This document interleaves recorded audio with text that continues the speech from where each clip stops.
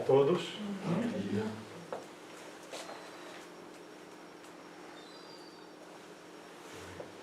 Esperando que todos estejam muito bem. Há uma coisa que é certa, só o facto de nós termos saído de casa logo pela manhã para procurarmos algo da espiritualidade significa que já estamos num bom caminho. Só a bênção de poder vir já nos faz bem a alma. Eu vou-vos convidar para acompanhar a leitura. Isto não ficou bem. Aqui está. No livro Fonte Viva. Ouve bem ao fundo? Ouvem bem? Ouve.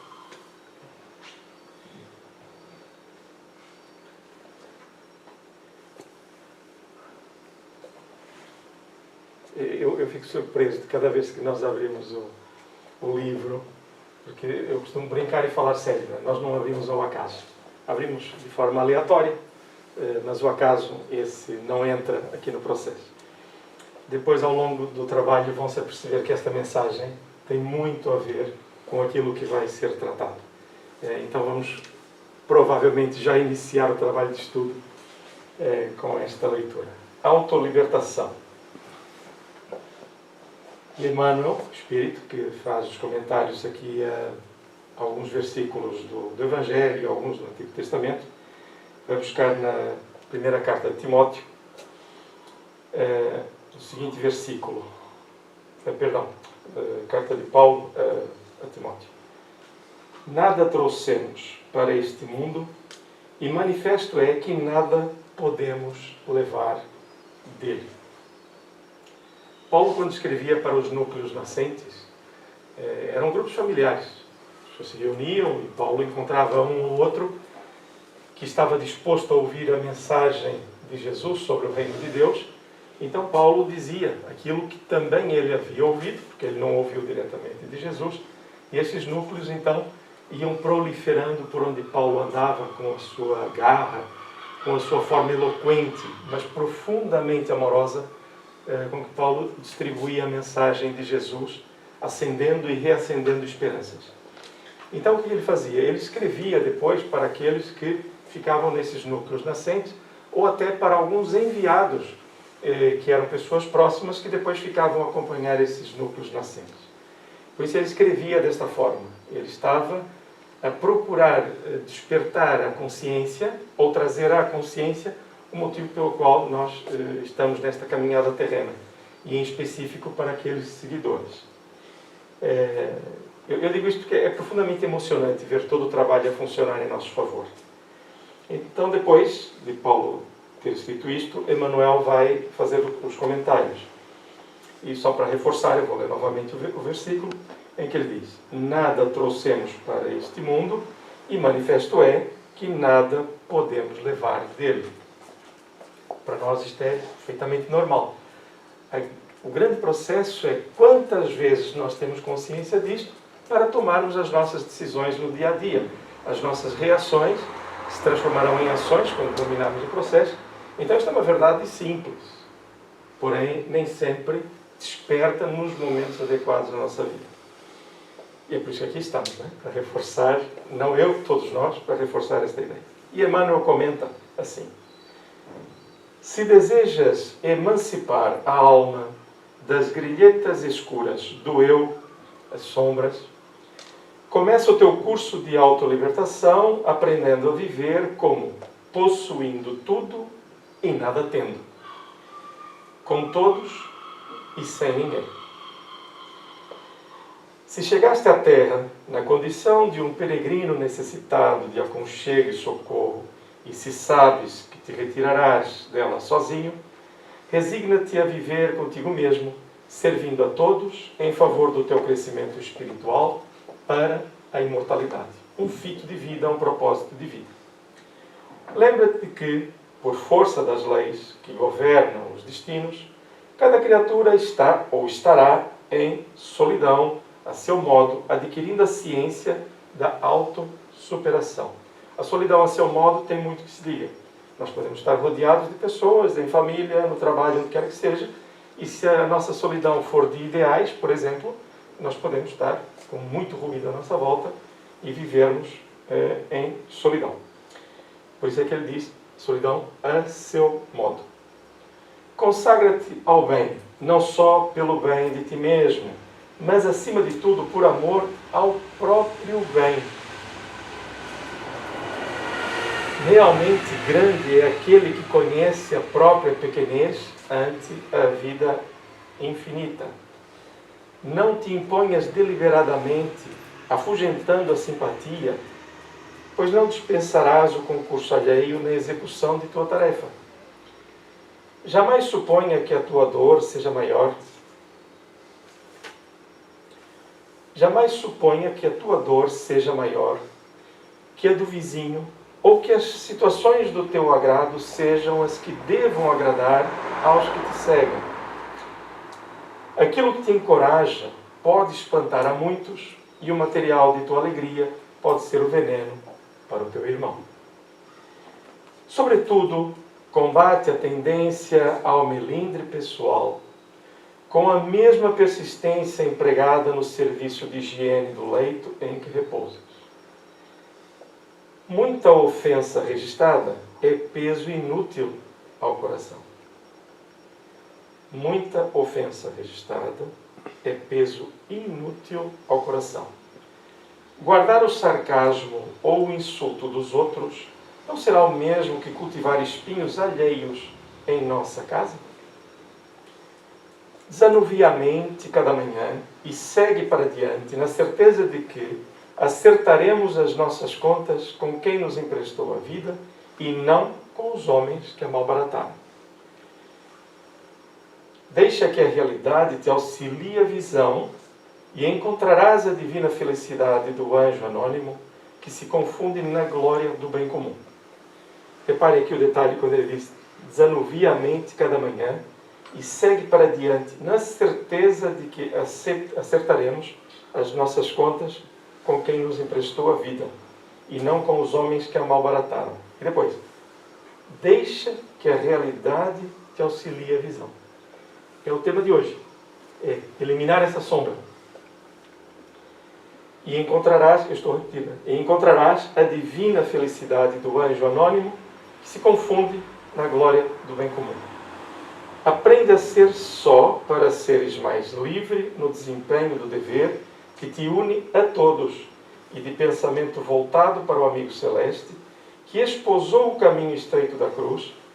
Não nos esqueçamos da advertência de Paulo quando nos diz que, com a alusão a quaisquer patrimónios de ordem material, nada trouxemos para este mundo, e manifesto é que nada podemos levar dele. Esse é um estado de consciência. Quando Emmanuel diz para estarmos sós, não é para vivermos em solidão. É para que nós procuremos a nossa consciência sem a necessidade da aprovação, do apoio, ou seja, fazer o bem pelo bem. Então, este é um processo muito enriquecedor. Então, vamos fazer uma prece, contar também que possam acompanhar.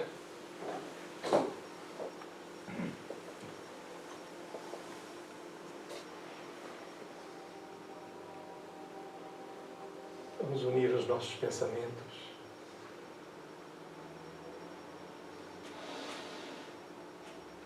E com vontade firme, sincera, desejemos que a paz, a harmonia, esteja em nós e em todo o ambiente.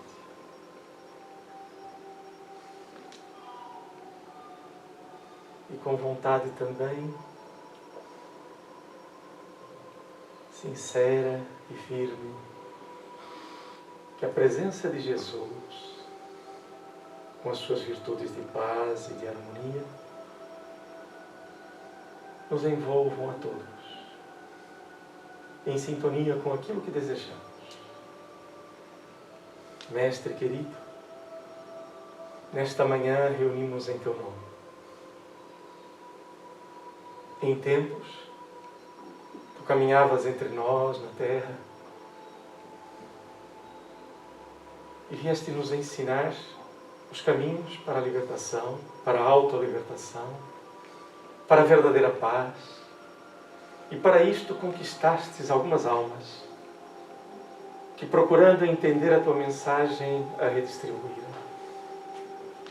Mas tu viestes até nós, Jesus, e sofrestes amarguras para nós inomináveis, para a tua alma livre, já de forma diferente,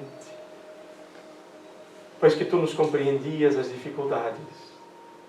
Não levastes nenhuma mágoa sobre nós, não nos lançaste nenhum sentimento infeliz, pois que nos amas.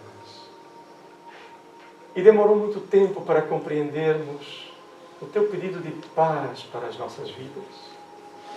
Tu nos deixastes a paz e nos dissestes claramente: minha paz vos dou, mas não vou-la dou como o mundo a dá.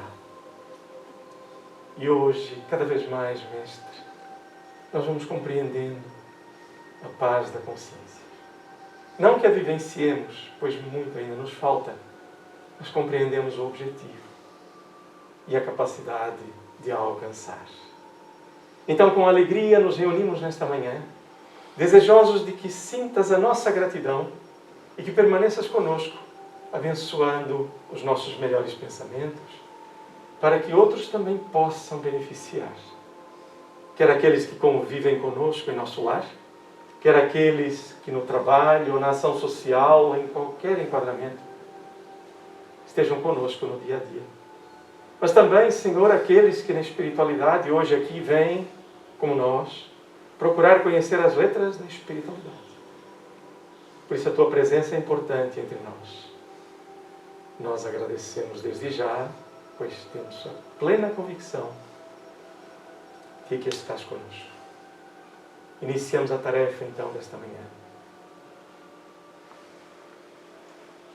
com esta certeza que a tua paz está entre nós.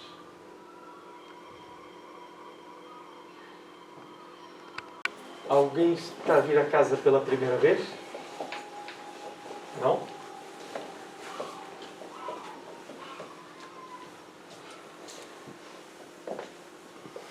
Então hoje, em primeiro lugar, quero agradecer a vossa presença. Nós estamos no domingo de manhã e eu gosto muito destas opções. Já agora, para quem não me conhece, meu nome é Casimiro. Eu gosto muito destas nossas opções de optar pela busca da nossa melhoria. Cada um de nós pode nascer e viver na Terra e passar pela vida como se nada estivesse a acontecer à nossa volta, preocupados com os nossos interesses, com os ganhos, com a imagem, com aquilo que os outros pensam de nós e por aí fora.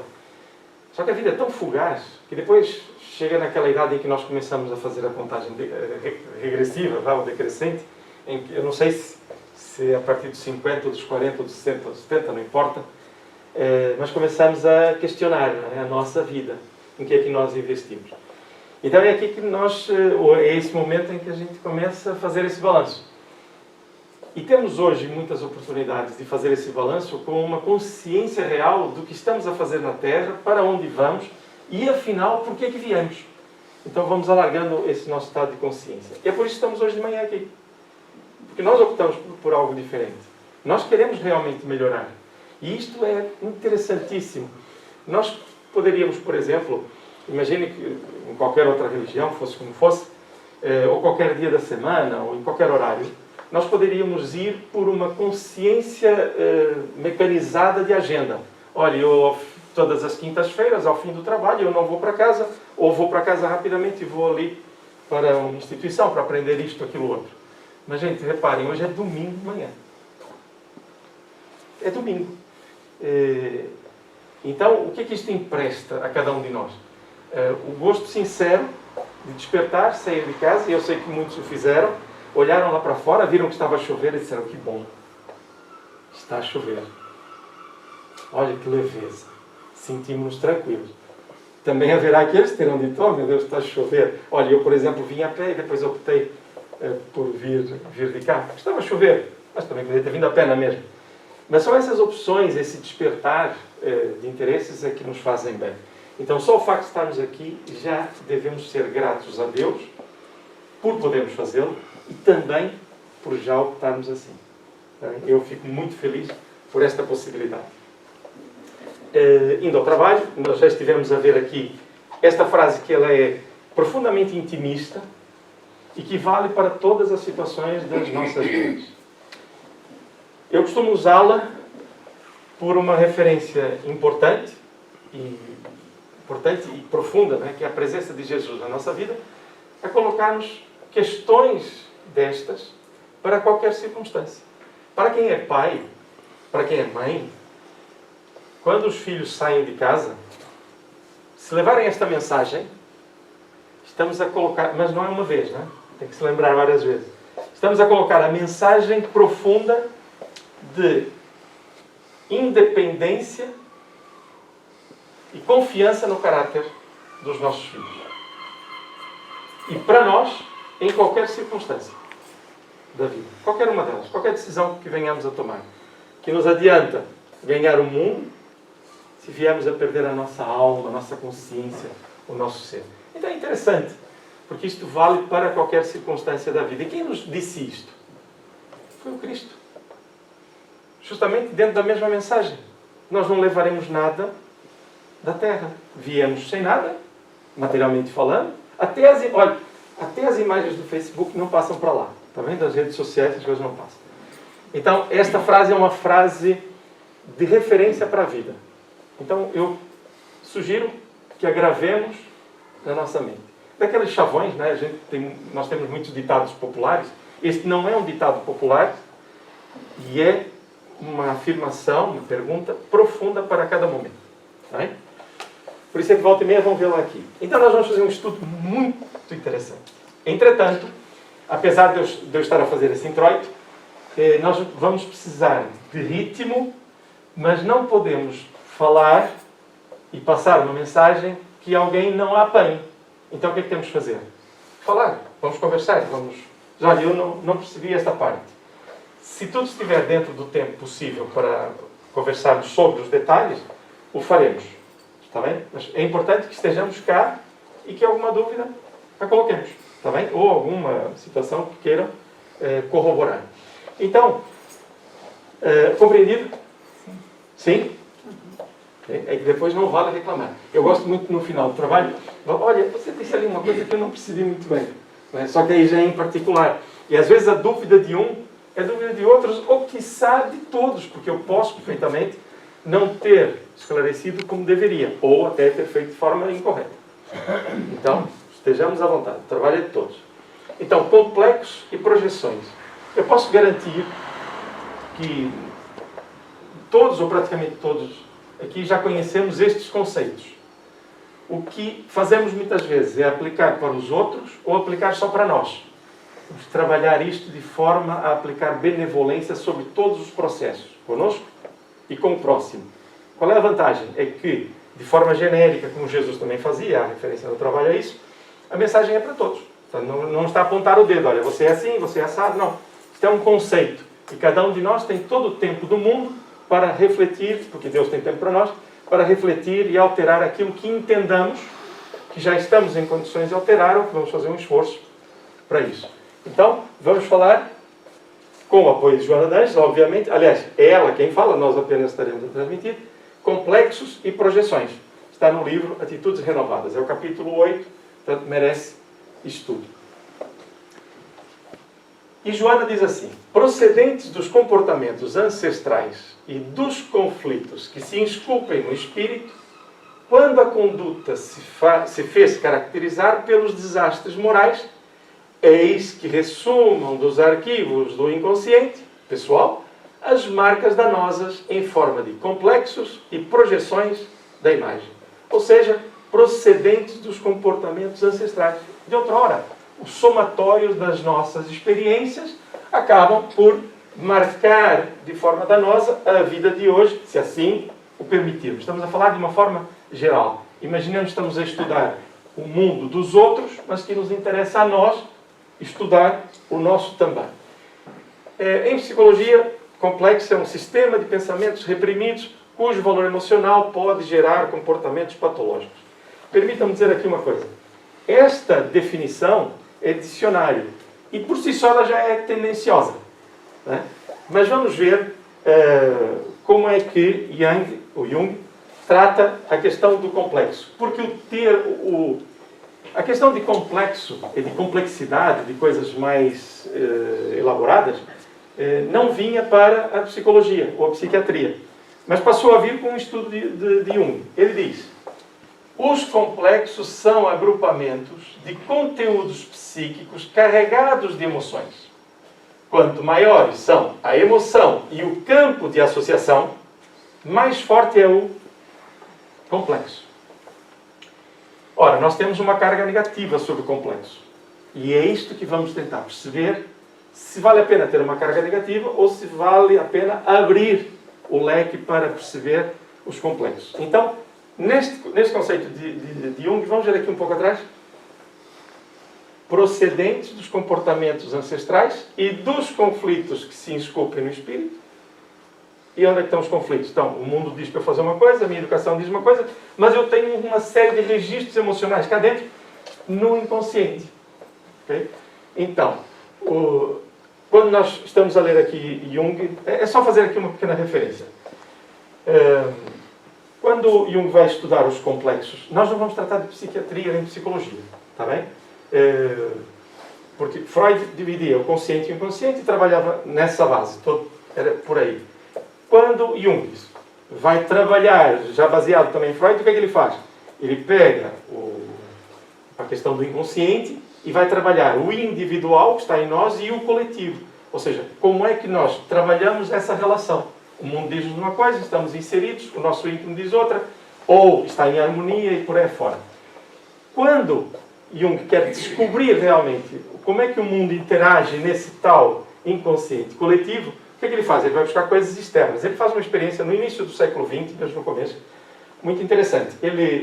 Isso é só mesmo um ponto para percebermos como é que surge isto. O que é que ele faz? Ele pega pacientes e começa a dizer-lhes frases e palavras, por exemplo, sejam cores, sejam situações, relações, e coloca os contadores, que naquele tempo não era com a qualidade que temos hoje, com a capacidade que temos hoje, mas era possível perceber as reações, ou seja, colocava ali para perceber as batidas cardíacas, estava a aumentar a emoção, via a reação da pessoa. E o que é que ele foi trabalhando? Ele foi descobrindo que as pessoas tinham reações diferentes para as mesmas palavras, mas com o passar do tempo também alteravam as reações sobre os mesmos conceitos. Então ele sabia que havia, ou trabalhava essa perspectiva, sabendo que a pessoa já tinha de antemão experiências, conscientes ou não, e que reagia de acordo com a proposta que lhe era colocada ali diante de si. Por isso ele chega a esta conclusão no seu trabalho. Para nós, como não vamos trabalhar psicologia ou psiquiatria diretamente, sabendo que Joana de Ângeles, esta é a sua série psicológica, por isso vamos tratar disto, mas não na história da psicologia, e sim diretamente com a visão espiritual de Joana de Ângeles. Tudo bem? Simples? Ok? Não viajem. Okay? Porque senão depois a coisa fica descontextualizada.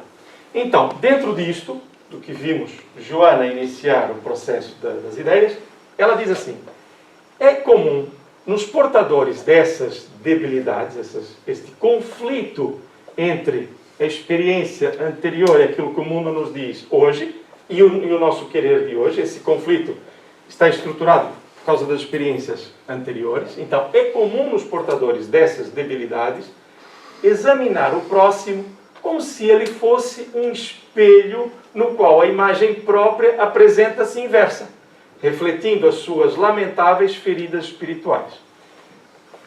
Tratando isto de forma simples, eu tenho uma lente e eu só consigo ver no outro aquilo que eu tenho experiência em mim. Isto é mais profundo, okay? Mas assim, só para começar, imagine que nós vimos uma atitude hedionda. Se nós começarmos a criticar imediatamente, como é que é possível ter feito isto, tem que penalizar, tem que fazer isto, aquilo, outro. Eu nem sequer tomei um susto para pensar assim, entre aspas, o que leva uma pessoa a fazer isto? Que mecanismos familiares, sociais, a pessoa esteve inserida para chegar a um ponto desta natureza? Nós atacamos logo. Normalmente, eu não estou a dizer nós aqui, cada um toma as suas decisões, obviamente. Estamos a falar genericamente, esta é a ideia.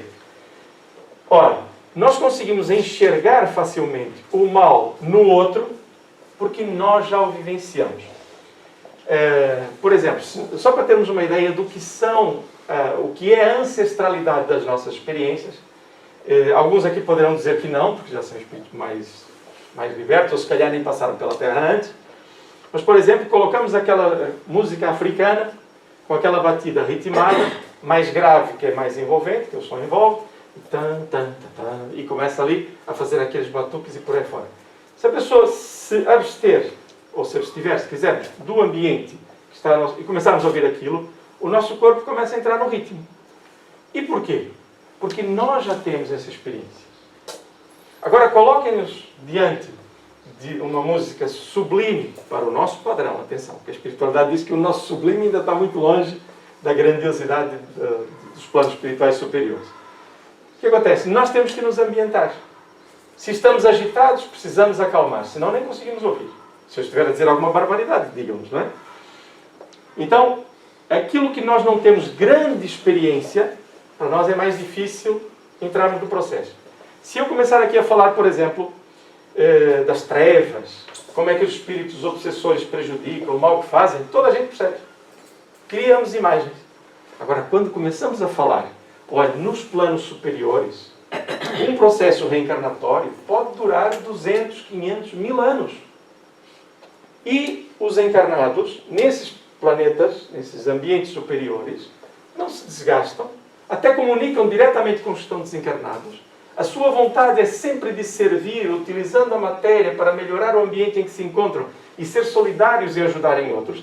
É um amor sem mácula, sem qualquer interesse pessoal, apenas para servir.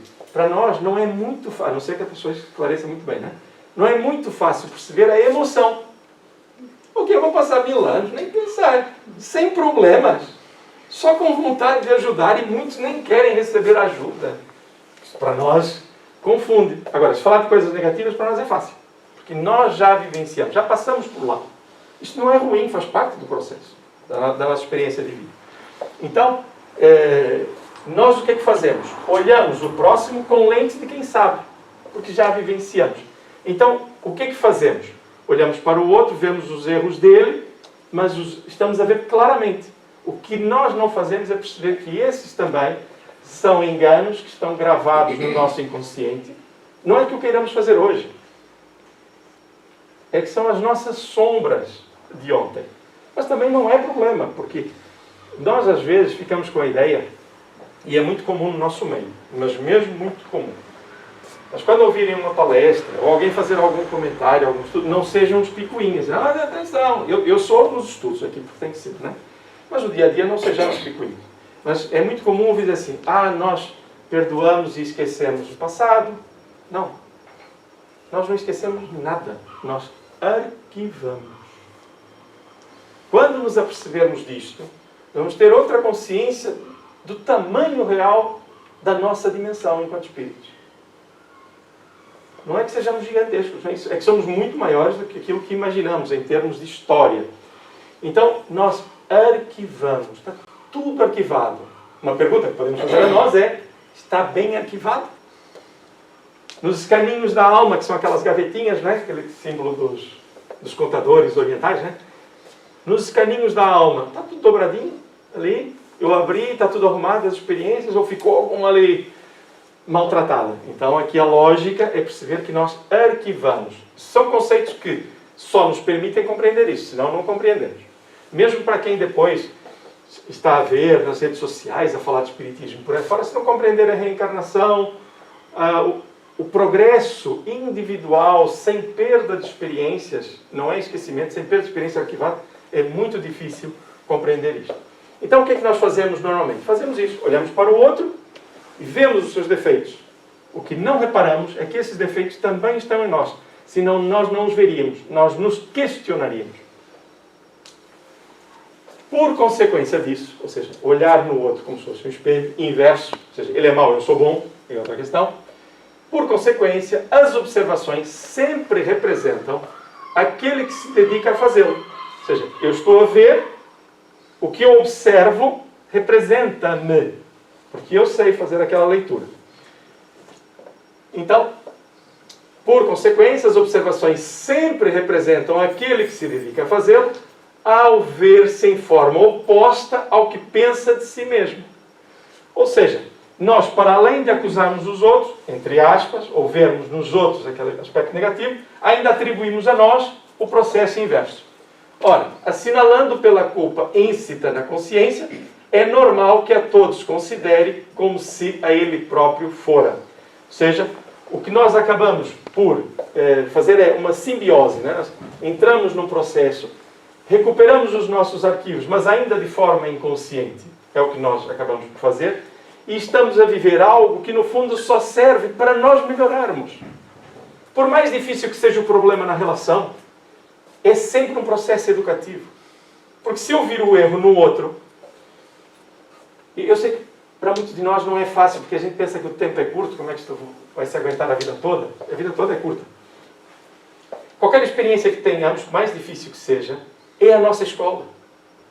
É no erro do próximo que nós vamos perceber como é que nós estamos em condições de olhar para aquilo, aplicando benevolência e observando como Jesus observava as nossas dificuldades e trabalhá-las em nós. E sermos livres. Eu ia deixar para o final, mas vou fazer a referência agora. Por exemplo, vamos imaginar o quadro, eu gostaria que imaginássemos mesmo na crueza do processo. Quando Jesus é colocado diante da mulher que era acusada de ser adúltera, era uma jovem, eles não chegam, olha, esta senhora cometeu adultério. Não, atiram-na para o chão, à frente de todos, ou seja, o julgamento está feito pelos homens. Esta mulher é acusada de ser adúltera e na lei, a lei manda aqui a lapideiros ou apedrejeiros. E tu, o que dizes? E Jesus o que é que faz?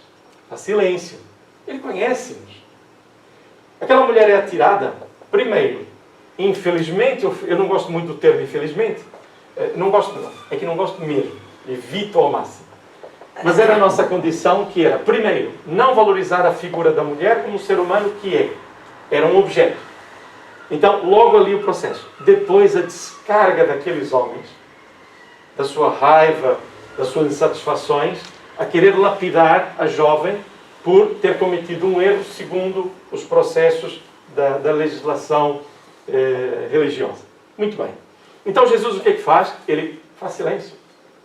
Ele não toma logo partido daqui a acolá, porque ele tanto a compreende como nos compreende.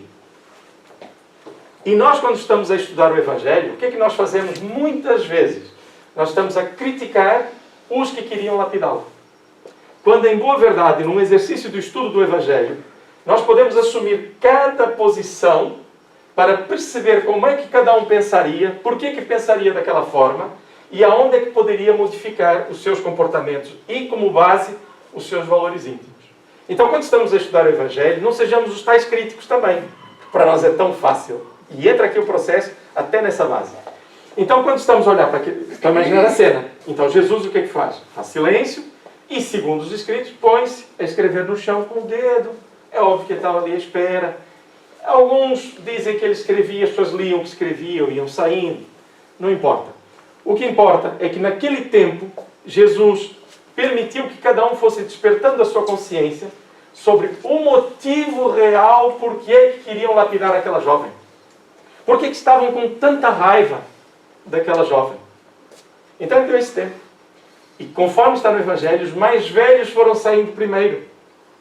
E nós, obviamente, fazemos aqui uma ilação, acompanhados também por muitos espíritos que dizem que Jesus permitiu a projeção psíquica. Eles viram quadros da sua existência em que eles foram olhando, meu Deus, eu fiz isto, e foram saindo. Só que os mais velhos tinham mais experiências, pelo menos no plano físico. Tinham mais experiências e foram saindo primeiro. Ora, o que é que nós temos aqui de Jesus para nós? É o tempo. Para que cada um se avalie e olhe para si próprio. Então, repare o outro detalhe. Ele levanta a jovem e pergunta-lhe: olha, alguém te condenou? Não. Então fica tranquilo. Nem eles, nem eu, ninguém te condena. Repare, ele podia ter dito: olha que Deus te condena. É que nem isso. Ninguém condena. Você cometeu um erro. E Jesus também não lhe diz, olha, vai continuar a errar. Ele diz, agora vai. E não voltes a errar. Tão simples. Por quê? Porque Jesus não tinha no seu íntimo aquela visão negativa do processo, ele não tinha mágoas. Ele era livre. Então ele aplicou a liberdade dele não só para aquela que era aparentemente a vítima, como para os outros que aparentemente eram só algozes. Muitas vezes eram vítimas de si próprios. Então repare que o mesmo processo se aplica para aquele que aparentemente ou está no papel de algoz naquele momento ou de vítima. Ora, não entra aqui na figura de Jesus este processo, porque ele já se resolveu. Ou seja, Jesus já se resolveu entre aspas, não é que Jesus fez terapia cá, não era preciso, né? Já era uma pessoa resolvida, livre, em sintonia com o Pai. Não precisou fazer nenhum desses exercícios. Gente, nós precisamos. E o importante é perceber que nós precisamos fazer esse exercício. No dia em que nós achamos que, não, eu estou superior a isto, os outros é que fazem isto, e não sei o que mais, podemos correr o risco de passar pela terra, mais uma vez, adormecidos. Então, vamos avaliar isto não como um laudo acusatório para os outros, mas algo que podemos trabalhar em nós, devagar, com tranquilidade. Isto não é nenhum peso sobre a nossa vida. São portas que se abrem. Descobrir, afinal, por que eu penso isto, por que eu sou tão crítico, por que eu me melindro com tanta facilidade. Então eu descubro. E isto é que é o caminho, ou, melhor dizendo, são os instrumentos que a espiritualidade nos dá para que nós sejamos os artífices da nossa própria libertação. Nós vimos a casa espírita e sentimos-nos bem. E continuamos, porque queremos também que as outras pessoas se apercebam da importância disto na vida de cada um e por aí fora. É um excelente instrumento, e Jesus dizia, não deixe o alqueire embaixo da cama, né? Ou seja, ponha para que as pessoas vejam. É uma forma de dividir. Mas nós não podemos criar dependência. Eu devo absorver e crescer com o processo. No dia em que eu disser assim, olha, eu não vou à casa espírita, eu sinto-me mal. Então o problema não é ir à casa espírita. São os valores que eu já assumi para a minha vida. Entendem a lógica? Mas é importante ir à casa espírita? Claro que é. Nós estamos na Terra. E é importante que nós sintamos as ideias recentradas e este ambiente que nos beneficia. Se eu estou com algum problema de saúde, eu vou ao médico. Se eu desejo uma envolvência espiritual que me mantenha num patamar de desenvolvimento, eu procuro o estudo, seja em qualquer religião ou estudo filosófico, ou seja como for. Ok? Muito bem. Até aqui tudo bem? Ok? Vamos lá. Eu vou ler outra vez porque isto vem na sequência, está bem? Então, por consequência, as observações sempre representam aquele que se dedica a fazê-lo. Somos nós. Ao ver-se em forma oposta ao que pensa de si mesmo. Eu nunca faria aquilo e fico aborrecido com o outro. Espera aí, se eu estou aborrecido é porque aquilo me diz alguma coisa. Lembra-se? Que era, colocava uma cor, colocava alguma experiência, né? Então, assinalando pela culpa insta na consciência, é normal que a todos considere como se ele próprio fora. Mas não é uma consideração consciente, é inconsciente. Eu estou a ver aquele erro lá no meu inconsciente, no meu arquivo, as coisas se sintonizam. Okay? Então, em razão de seres conhecidas as aflições e distonias, as imperfeições e defeitos, com muita facilidade projeta-os no seu próximo como se lhe pertencessem. Detalhe. É aqui que a gente tem que perceber a questão do arquivo. Ou seja, eu não faço isto de forma consciente. Dizer assim, olha, aquela pessoa cometeu aquele crime e eu sou um criminoso igualmente a ele, então eu vou criticá-lo. Não é isso. Quando ela diz, em razão de ser conhecidas as aflições e distonias, estão em nós. Mas eu não as vejo. Mas elas estão em nós. Percebe a ideia? Ou seja, eu estou em crer que ninguém o fará de forma consciente. Eu tenho este erro, vou criticar o outro. Também pode acontecer, não é? Isso já é hipocrisia e por aí fora, mas isso é outra história. Estamos a falar entre nós aqui a perspectiva de nós queremos sermos melhores. Então, acabamos por projetar no outro sem nos apercebermos que essa projeção vem de nós mesmos. Então, como lhe escasseiam as virtudes, ou seja, os nossos melhores propósitos, os bons propósitos, Os valores éticos raramente o identificam no espelho em que se mira.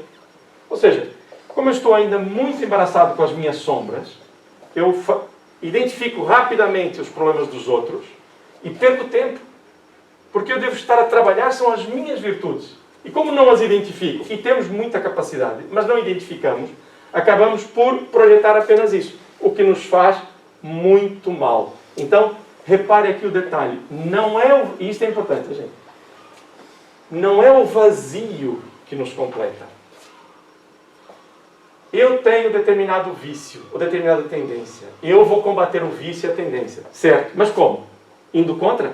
Não. É aplicando virtudes. Não existe vazio. Eu não saio de um vício se eu não aplicar uma virtude. Aí eu vou deixar de fazer o mal. Como? Parado? Vou ficar em casa. Porque aí em casa eu não faço mal a ninguém.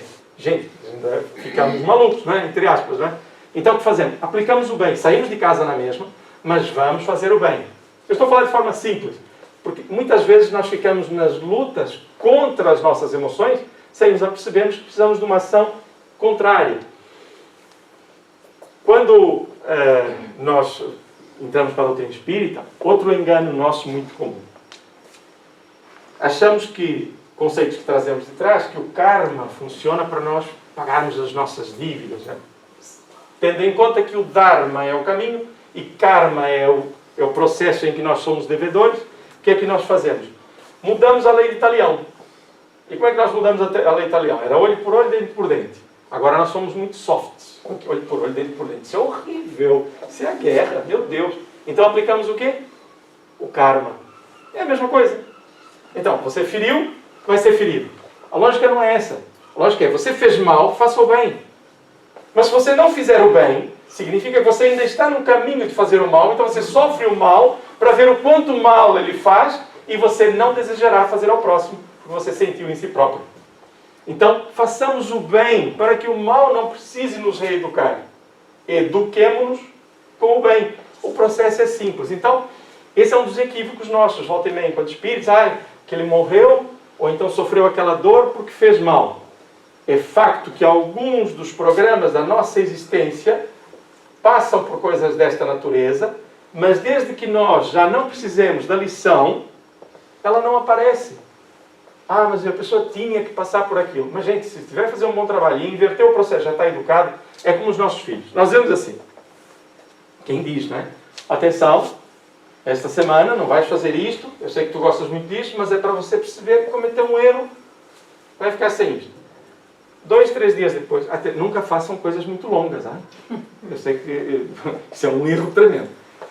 Porque depois tem que estar a teimar. Chega 2, 3 dias depois, nós reparamos que o comportamento é completamente diferente.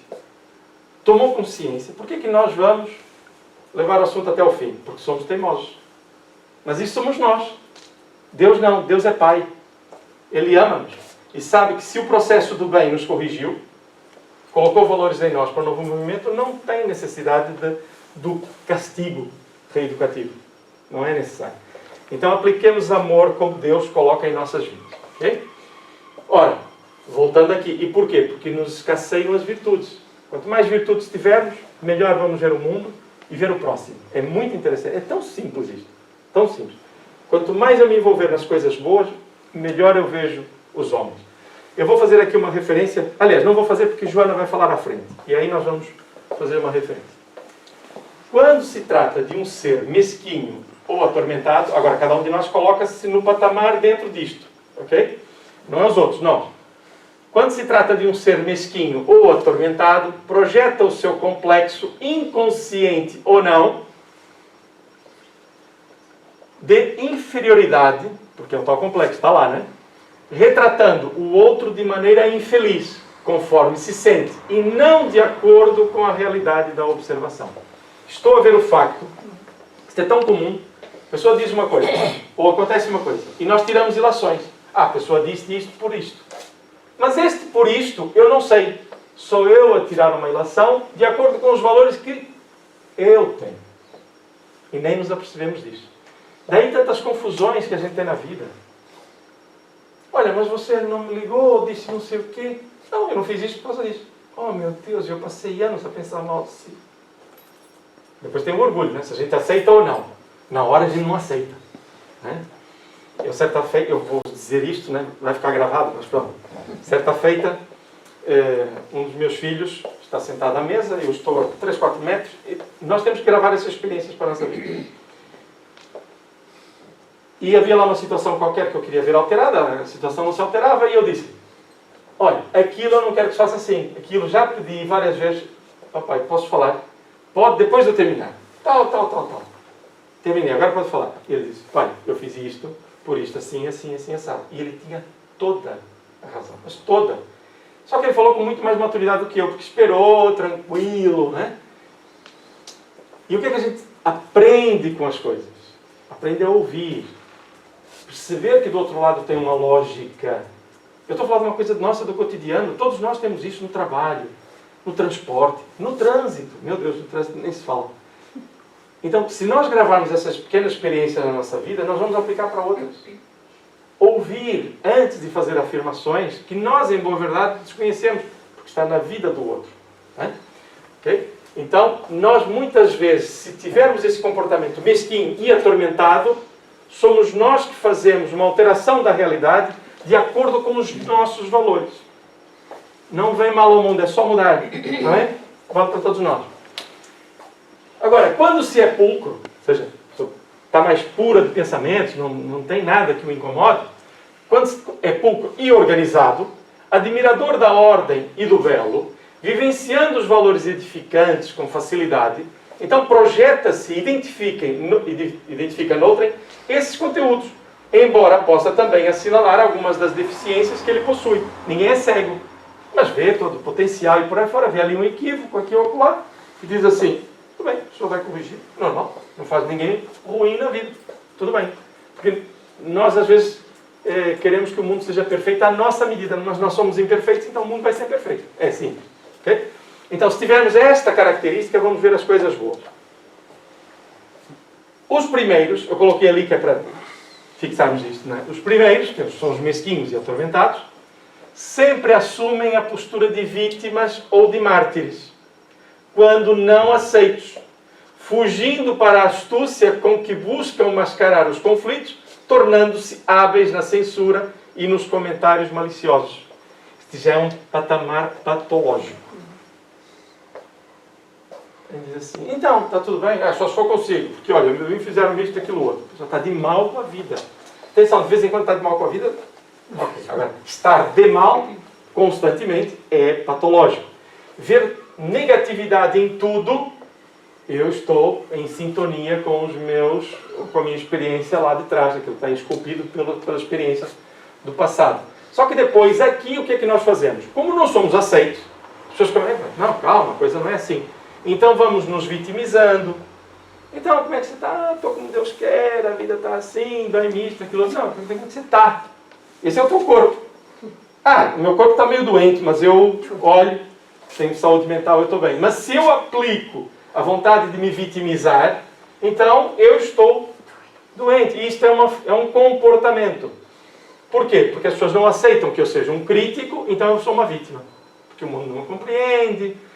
Começo a dizer, sem dizer, que Deus não é meu pai. Que eu sou um ser diferente, que eu sofro mais do que os outros. Esse comportamento, ele é patológico. Então merece do que de nós? Crítica? Não. Compreensão. E o que é que nós vamos fazer? Vamos criticar e mandar mudar. Não, gente. Sempre respeitando. Se nos perguntam alguma coisa, sejamos os primeiros a querer ajudar. Se não nos perguntam, sejamos nós a dar um melhor exemplo. É só isso. Agora, o que estamos a fazer é identificar comportamentos. E nós podemos, de 0 a 10, ter 1, 0, 2, 5, 10 desse comportamento. Então, primeiro, nós. E nos outros? Aplicar benevolência. Porque estamos a verificar que há aquele comportamento. Como é que eu posso ajudar um filho, um amigo, um familiar, uma pessoa que nos procure na casa espírita, onde quer que seja, se eu vejo tudo cor-de-rosa e nego-me a ver que há problemas, que as pessoas precisam de ajuda? Não vou ajudar ninguém. Então, repare, a ideia não é nos aliarmos da realidade, é conhecermos a realidade. O que acontece muitas vezes, por exemplo, relativamente na relação pais e filhos, é que nós não conseguimos fazer isso. Primeiro, erro. Pensamos que os filhos são nossos. Erro tremendo. Erro emocional. Porque a partir daí, qualquer drama dele é o nosso drama. E não. O que é que nós fazemos quando estamos no avião e vem aquele pessoal dizer assim, olha, os comissários, né? Se houver um acidente, formos para a água, coisa assim, vão cair umas máscaras de oxigênio. Eu nunca percebi quem é que usa aquilo, em boa verdade. Deve ter usado uma vez na vida. Mas qual é a orientação se tivermos crianças ao lado? Quem é que põe primeiro a máscara? Nós. Os adultos. Por quê? Primeiro prepara-se, depois ajuda. Aqui é a mesma coisa. Se eu quiser ajudar sem me preparar, eu posso não ser um bom ajudante. Por quê? Porque eu não vou dizer as verdades, que sei, porque estudei, porque percebi, procuro ajudar, até emocionalmente, por intuição. Então, trabalhar isto como uma realidade comportamental com conhecimento. Não tenhamos problema nenhum em ver o mal, os erros, mas com o fito de auxiliar, não de apontar o dedo. Se alguém chega, eu vou dizer isto, alguns não vão gostar, tudo bem, serve para mim, serve para todos. Se eu chego à casa espírita com um processo obsessivo, é porque eu tenho um problema de comportamento. Mas qual é o problema? Eu só tenho que mudar, é só isto. Se nós não tivermos problemas para resolver, nem encarnávamos. Só se fôssemos espíritos superiores que vinham cá só em missão. Nós nem encarnávamos. Então é natural que nós tenhamos problemas. Aceitemos isso. O difícil é aceitar que nós não somos perfeitos. Mas vamos aceitá-lo, ok? Então, os primeiros têm este ponto de vista. Né? Tornamos hábeis na censura, no melindre. Né?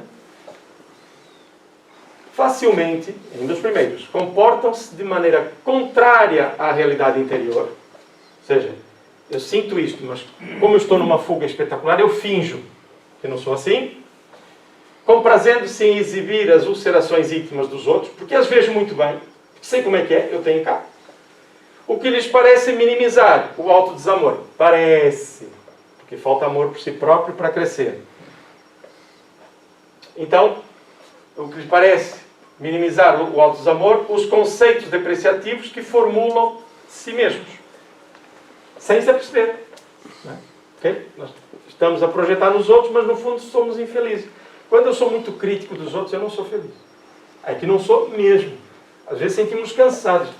Eu tive uma experiência uma vez que eu estava a conduzir, eu nunca mais esqueci esta, porque a gente aprende com elas. Eu estava no carro, deu uma notícia na rádio, uma questão política, de corrupção, e eu comecei a dizer, como é que pode? Então, gente, não é possível, tanto trabalho, as pessoas fazem isto. Minha esposa em silêncio ao lado, é o meu anjo da guarda, assim, qual é o teu problema? Queres falar sobre algum problema? Olha como as pessoas já nos conhecem. Não é? E nós projetamos para a frente porque não queremos olhar para o nosso íntimo. Não é? Então, ok, tem razão, sim senhor. O problema está, falta resolver isto, aquilo outro, uma dificuldade naquilo outro. Okay? Isso é a experiência da vida. Todos nós as temos. O problema é parar para perceber isso. Não é? Okay? Agora, os segundos, que são os poucos, né, organizados, pessoas mais pacificadas com elas próprias.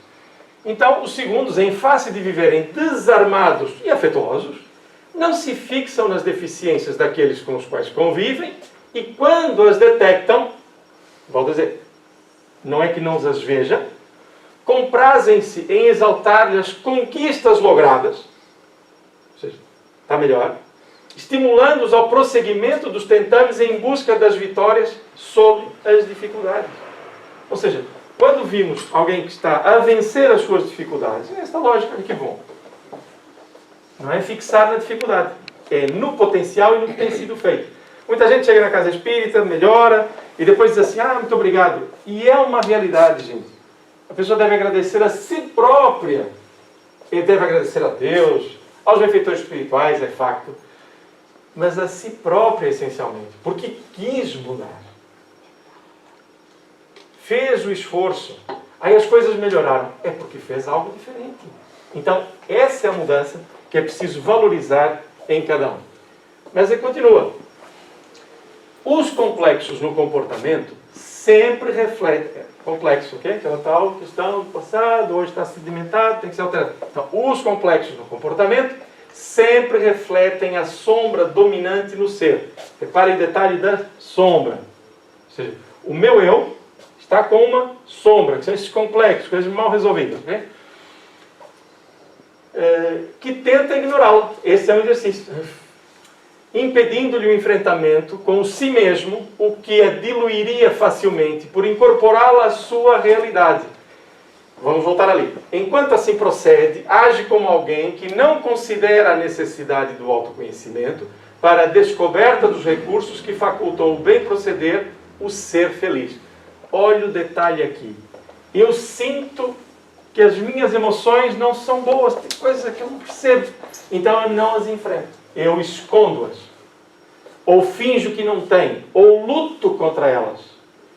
O conceito na psicologia libertadora é: olha para elas. Olha para elas. Não tenha medo, são suas. Não é para eu as negar ou fingir que não vejo, que elas vão desaparecer. É olhando para elas, trazendo ao de cima, que eu vou enfrentar o processo e alterar com segurança. Certa feita, Chico Xavier, numa reunião muito particular, ele dizia que não há problema em que venha o pensamento do suicídio. Isso é só uma consequência. Não tem problema que venha o pensamento do suicídio. Passa na cabeça de muita gente em várias alturas. A questão é não dar guarida. Ele até usa um termo, não fazer ninho, para que o pensamento se procrie e vá aumentando no nosso pensamento. Olha para o pensamento do suicídio e diz: por que eu estou a pensar isto? Ah, porque eu estou com um problema que é ocular. Quando nós queremos fazer ao contrário, aliás, quando vamos para o caminho errado, é assim: não, esse pensamento não pode estar comigo. Mas se eu cometesse o suicídio, as pessoas iam sentir. Mas assim eu vou fugir, porque eu tinha que pagar aquilo, eu tinha isto. Então, vamos lutando contra o pensamento e não olhando para ele e percebendo: por que ele está comigo? Não é solução. Porque eu vou magoar os meus filhos, vou magoar os meus pais, as pessoas que me amam. Eu vou ferir a mim, mas vou magoar muito mais os outros. Então eu não vou fazê-lo, porque eu amo aqueles que estão comigo. Eu amo os meus filhos, eu amo a minha esposa. Então eu não vou me suicidar. Mas porque olhou para o processo de suicídio com olhos de ver e não com vitimização. Então, é aqui que está o processo. Ou seja, não vale a pena fugir das emoções que nós temos. Encaremos-las, por mais difícil que seja. Depois há vários tratamentos, processos terapêuticos, que eu tenho um drama com a minha mãe, com o meu pai, lá no passado, seja como for. Coisas difíceis, muitas vezes.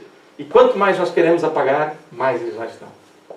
E num momento qualquer, num assunto que não tinha nada a ver, aquilo vem e magoa-nos. Então é preciso resolver. Trazer ao de cima. Então, repare, como Joana coloca isto, né? Quando procedemos sem esse enfrentamento com o nosso eu, depois acabamos por manter o sofrimento. No dia em que fizermos esse autoenfrentamento, para nos melhorar, não é para fazer mal. Gente, vamos ser mais livres. Quantas vezes estamos com dificuldade nisso? Basta um telefonema, está resolvido, que bom. Eu passei horas com dificuldade. É tão simples. Alguma questão? Dúvidas? Não vale reclamações. Reclamações só depois das 11. Já está perto. Está bem? Ok? Ignorar a sombra, ao invés de evitar-lhe a interferência, mais lhe facilita a influência, a dominação na personalidade. Simples. Quanto mais a ignoramos, mais ela toma conta. Nós estamos a fingir que não estamos a vê-la. Okay? Não trabalhamos para resolver. Em outras circunstâncias, luta-se contra a sua ação vigorosa, como se lhe constituísse adversário que deva ser combatido. Gente, não é um adversário. É um processo que está em nós, que nós temos que alterar, vencer. Ele não é o nosso inimigo, esse arquivo. É até um processo de despertamento, que é o somatório dos nossos enganos. Tem que ser retificado. A atitude indevida propicia o desperdício de energias que poderiam ser canalizadas de maneiras proveitosas em favor da autoiluminação. Trazer ao de cima.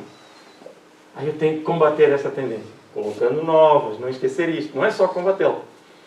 Quer dizer, é combatê-la, mas de maneira eficaz, eficiente.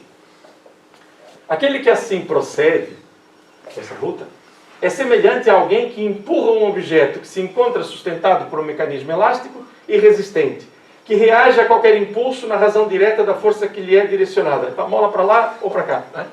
Agora, nós queremos empurrar o processo. O êxito seria fácil, bastando que se lhe desmontasse a mola do artefacto do lado oposto. Em vez de empurrar para fora, para cá. Deixe-me ver o que é. Não é o laudo acusatório para os outros e por aí fora, o mundo e lutar. Não, para dentro. Ok, sim senhor, é isto que eu vou trabalhar. Enfrentar cordialmente a sombra. Adorei esta, gente. Esta é fabulosa, não é? Enfrentar cordialmente. Eu tenho esse defeito. Ele é meu. É o meu defeito. Vou assumi-lo. Sim senhor, ok, esse é o meu defeito. Atenção, não é ser conivente com o defeito. Quando encontramos... Eu adoro esta. É mesmo aquela... eu tenho o coração, a boca. O que vier eu falo. A verdade toda. Leia-se, sou mal educado. Eu digo logo a verdade como tem que ser. Leia-se, bruto, insensível. Mas nós fazemos isso para quê? Para continuarmos a errar. Eu sou um indivíduo muito irascível. Mas quando diz isto assim, é porque quer continuar a ser irascível. Agora, se sou uma pessoa irascível, preciso corrigir isto. Então vamos ajudar. Vamos pensar na paz. Vamos imaginar ajudar crianças, idosos. Vamos mentalizar a pessoa que está no trânsito. Eu acabei de ofender a pessoa, mas espera aí, ela é uma pessoa, tem família, tem filhos, tem um nome. Provavelmente, se calhar, até se estivermos numa refeição, é uma pessoa fantástica e eu ando aqui irascível. Sabe a lógica? Ou seja, despertar. Não tem problema nenhum. Okay?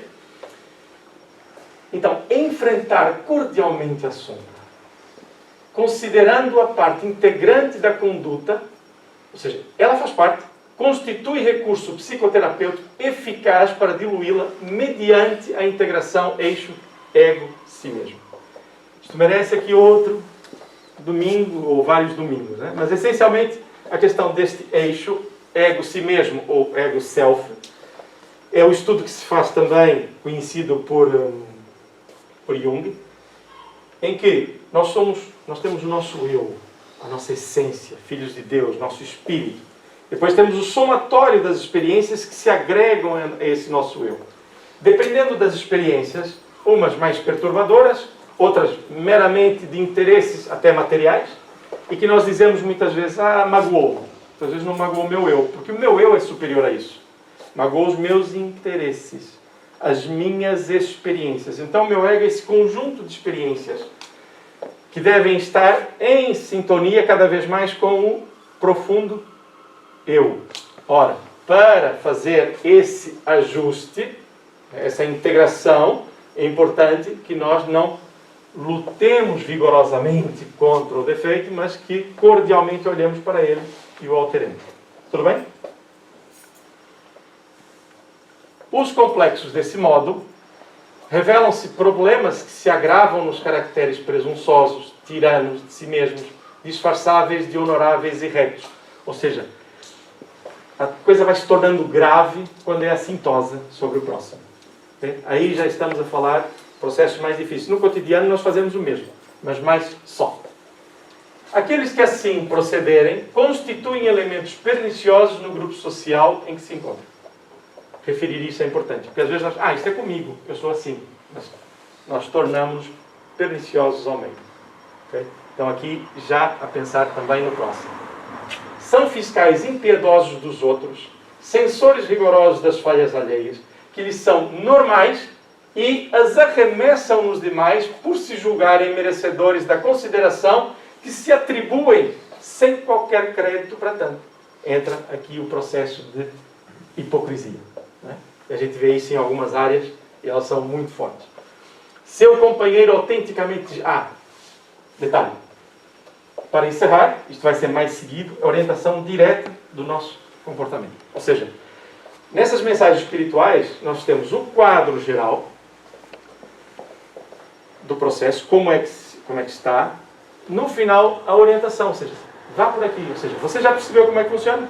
A gente já percebeu alguma coisinha? Já. Tudo não, né? Mas percebemos alguma coisinha. Então agora, faz assim. Seu companheiro autenticamente gentil, com todos aqueles com os quais convives. Não te preocupes com as suas imperfeições e defeitos morais, porque a tua não é a tarefa da fiscalização, mas a contribuição da amizade. Para tanto, mantém-se sereno, ou mantenha-te sereno, superando os desafios existenciais, particularmente aqueles que fazem parte da tua agenda moral de natureza interior. Ou seja, a nossa preocupação é mudar os nossos valores, os nossos íntimos, para adequá-los ao bem. O que ora sofres tem raízes no passado. Resolve-te pelo enfrentamento natural, trabalhando a dificuldade e transformando-a em conquista. Por outro lado, não estimes as pessoas generosas pelo que te podem oferecer, tendo cuidado de ser aquele que tem o interesse em ofertar. Sempre pudermos, ofertamos. Mas, atenção, não estimar as pessoas por aquilo que elas nos possam dar. Isso é egoísmo. Lembram-se disto? Há uma mensagem de Emmanuel que se chama Cortina do Eu. Enquanto a pessoa me serve, eu a amo. No dia em que ela me faz algo em contrário de que não a amo, verdade é que eu nunca a amei. Eu amava o benefício que ela trazia para mim. Quem é que eu amava? Aparentemente, eu mesmo, né? Okay? Então, por outro lado, não estimes as pessoas generosas por aquilo que podem oferecer. Estime pelas pessoas e não por aquilo que elas nos possam dar. Evita, porém, olha que interessante, ela fala ofertar, sermos nós, né? Evita, porém, quando assim procederes, a postura de benfeitor ou de anjo socorrista, conduzindo-te com a naturalidade que gostarias te fosse oferecida, caso a situação se apresentasse diferente. Okay? Senão nós é que somos os gurus, né? Dos outros, né? Quando te sintas tentado à censura, a crítica mordaz, a reclamação ou a queixa, recorda que o problema não é do outro, mas se constitui uma projeção da tua imagem. Quando estamos nessas críticas, às vezes há um mordaz e por aí fora. Manifestação do teu complexo conflitivo que se exterioriza. Ok? Tudo bem? Orientações diretas. Educa a observação, ou seja, aplica a benevolência, educa a observação para registrar o lado edificante. Estrutura-se... Peraí, que não está bem. Educa a observação para registrar o lado edificante que se estrutura na amizade sincera e desinteressada. Okay? Não te faças a pessoa desagradável que todos suportam, mas não simpatizam. Aceitam no seu círculo, mas não estimam e vão descartando-a delicadamente. Ou seja, gente, se estiver com uma pessoa que sempre a criticar tudo, nunca está bem. A gente a primeira vez pergunta, a segunda também, a terceira, está tudo bem, já do outro lado da rua, né? Depois muda de quarteirão. Né? E as pessoas fazem isso delicadamente. Então não sejamos nós. Mas quando tivermos alguém assim, agora nós começamos também a pensar, a pessoa precisa de ajuda, ela está doente. Não é o nosso afastamento que vai resolver, é o nosso exemplo, porque as pessoas às vezes também não querem mudar, né? O gesto deles não é perverso nem injusto, ou seja, esse afastamento, mas cauteloso e resultado do cansaço da presença perturbadora, seja compreensível. Todos amam a jovialidade natural e digna, sem a bajulação verbal, nem as atitudes fingidas que são facilmente percebidas. Ou seja, eu passo de um lado para o outro. Em vez de crítico, agora sou o amoroso. Né? Só que vou com bajulações.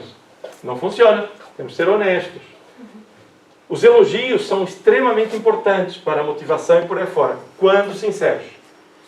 Quando utilizados como instrumento, para além de prender o outro, que é mais frágil quando é perigosíssimo, cria dependência e faz mal aos dois. Okay? Então, muito cuidado, não passar de um lado para o outro, ou seja, no incentivo, ser honesto no incentivo. Okay? Porque não tem o interesse, né? Particular. O interesse é só ajudar. Então, todos amam a jovialidade natural e digna, sem a bajulação verbal, nem as atitudes fingidas que são facilmente percebidas. Preserva-te como és, esforçando-te para seres melhor. Evita o elogio inoportuno e insensato. Cada pessoa digna sabe e conhece o próprio valor, sem que estejas a exaltá-lo a cada momento. Okay? É certo que algumas gostam desse comportamento insano, detestando, porém, esse doente que reconhece como hipócrita. Ou seja, há pessoas que gostam do elogio, mas sabem que é um aproveitador. Okay? Tantas vezes, né? Então, não nos iludamos. Ou seja, tenhamos uma postura reta, elevada. Quando quiseres referir-te aos valores de alguém, não lhe firas a modéstia com exageros de linguagem. Há muitas maneiras de demonstrar-se apreço e respeito por outro. Agora, a mensagem final, em que vamos encontrar Joana a buscar o maior exemplo. Insiste em conhecer esses adversários soezes do teu bem-estar, reflexionando em torno dos teus complexos e projeções. Esses adversários são esses complexos. Vamos vê-los, vamos olhar para eles. Okay? Jesus, sempre modelado, utilizou-se das coisas simples para exaltar a vida e tecer considerações sublimes em torno do reino de Deus. Simples, magistral. Nunca se deteve, estamos falando de Jesus, nunca se deteve a apontar os erros humanos, e quando usava a linguagem com que analisava os desaires das criaturas, fazia-o genericamente. Não era, nós não vimos Jesus a dizer, olha, você fez isto. Vai dizer, os valores são estes, o caminho é este. Até quando tenho que aturar estes processos, né? Então usava a linguagem, apontar os erros, e quando usava a linguagem com que analisava os desaires das criaturas, faziam genericamente, estimulando aqueles que estavam com eles comprometidos com esses erros. Tampouco exaltou as qualidades reais ou aparentes de quem quer que fosse. A todos, vou falar sempre de Jesus, a todos chamou para o seu rebanho, todos sem exceção, sem complexo ou transferência de sombra, porque se constituía de luz. Eu estava aqui, antes de iniciar o trabalho, e nós não temos a percepção do trabalho que Jesus veio fazer. Muitas vezes não temos, é verdade. Que Ele veio fazer para nos mostrar um caminho. Para dizer, isto é assim. Quando aquele soldado, diante da pergunta que faz Pilatos, que diz, então tu és o rei dos judeus? E ele diz, não, tu o dizes. E o soldado esbofeteia Jesus. Jesus deixa-nos uma lição magistral, maravilhosa. Ele diz, por que me bateste? Ele estava interessado no soldado. Ele não estava interessado na sua imagem. Ele ama-nos tanto que naquele caso ele não se preocupou que o soldado lhe bateu. Ele perguntou, por que me bateste? Quis saber dele, embora soubesse, com certeza. Né? Faz isto. Faz isto.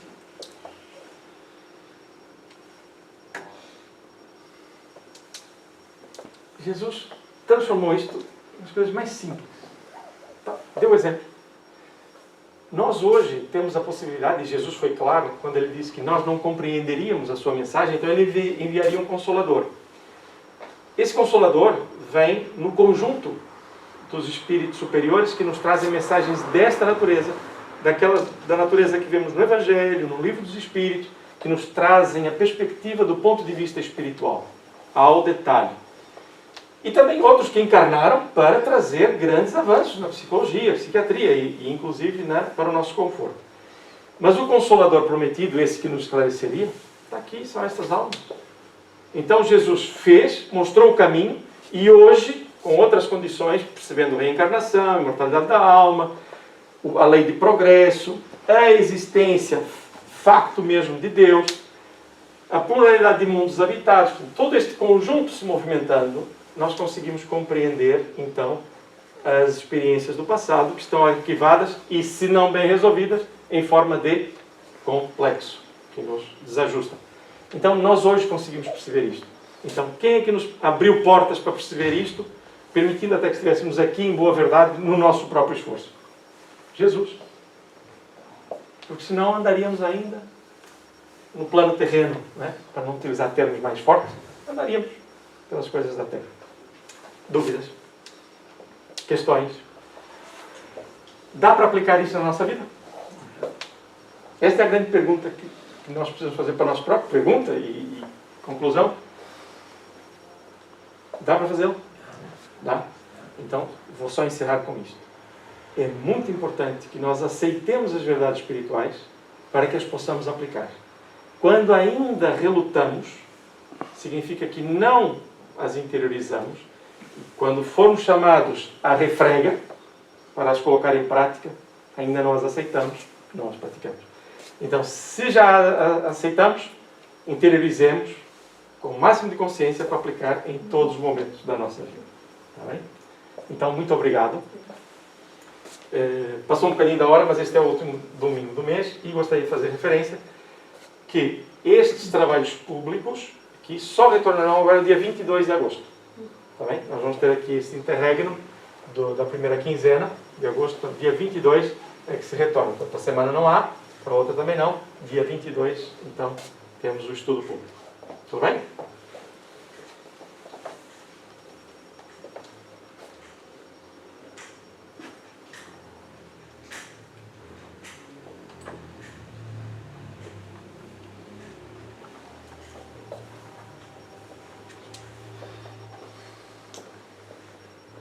Então, um convite para que possamos orar, ou para que oremos.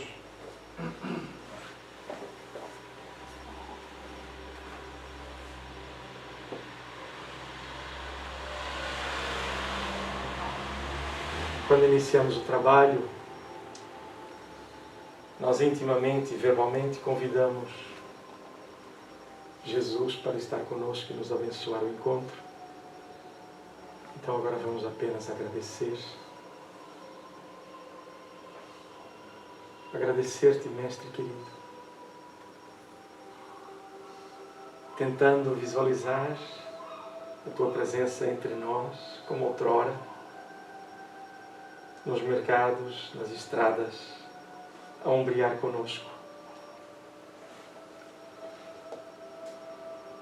Muito obrigado, Mestre querido, pela oportunidade, por todo o trabalho que é realizado no plano invisível, que nos permite estar aqui hoje, protegidos, amparados nos nossos processos e profundamente gratos. Ainda nos falta muito para que a nossa gratidão esteja no nível do merecimento, de todo o trabalho que foi feito. Mas daquilo que podemos sentir, podemos dizer-te de todo o coração: muito obrigado, Jesus, por tamanhas oportunidades e esclarecimentos espirituais que os teus trabalhadores nos trazem, sem qualquer interesse, e que nós podemos estudar todos aqui em conjunto. Vamos guardar alguns instantes de silêncio, pois cada um de nós, Mestre, deseja pedir por alguém, por um ser amado, por alguém que está com dificuldade. Desejamos também agradecer as bênçãos da vida, louvar a grandiosidade do Pai e de todo o teu trabalho, dos teus mensageiros. Então nós vamos aguardar em silêncio, mas sempre com o coração cheio de gratidão, mesmo nos pedidos. Coração cheio de luz, de entrega. Vamos orar em silêncio.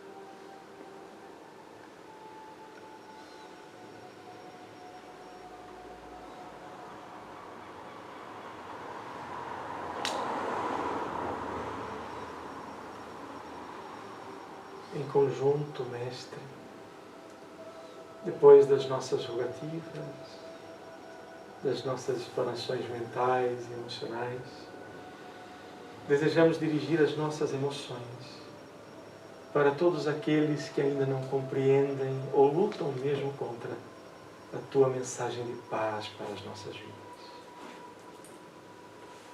Muitos de nós na Terra, Jesus, e mesmo no plano espiritual, sob digamos que o mesmo teto do nosso planeta, desta nossa nave-mãe, ainda não desejamos a paz. Ainda não desejamos a harmonia. Mas todos queremos ser felizes. E alguns de nós, teimosamente, agarramos-nos às coisas da matéria e não nos apercebemos que os interesses materiais servem apenas para o nosso processo de libertação.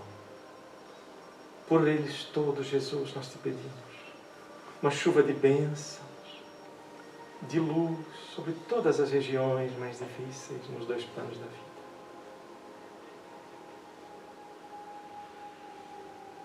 Muito obrigado, Jesus, por todo o trabalho realizado.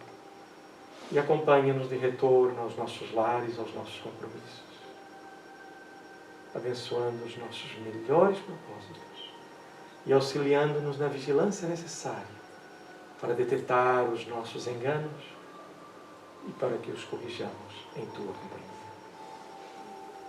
Muito obrigado, Jesus.